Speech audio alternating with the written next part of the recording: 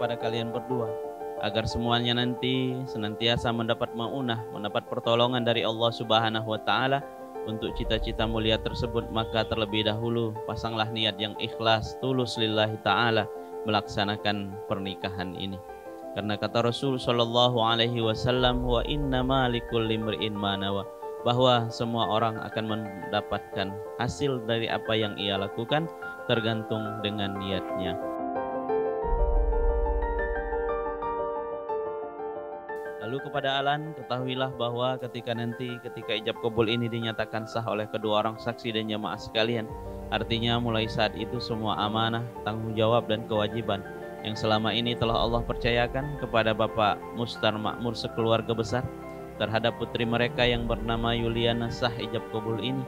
Artinya mulai saat itu semua amanah tanggung jawab tersebut menjadi amanah dan tanggung jawab untukmu sebagai seorang suami.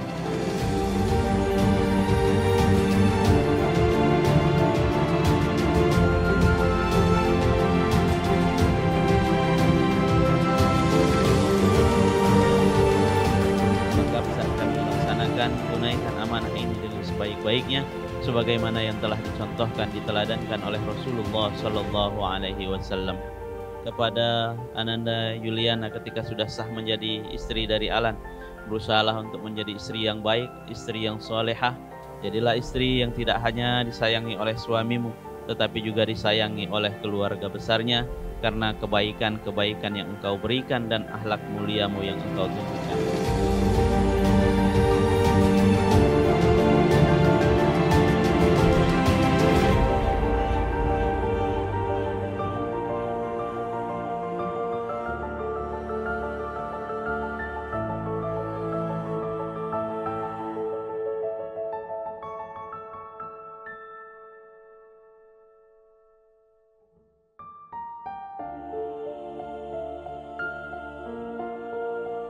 Alan Patiroy bin Ambouleng, aku nikahkan engkau dengan anak kandungku bernama Yuliana dengan mas kawin sebesar emas 15 suku dibayar tunai. Saya terima nikahnya dengan mas kawin yang tersebut.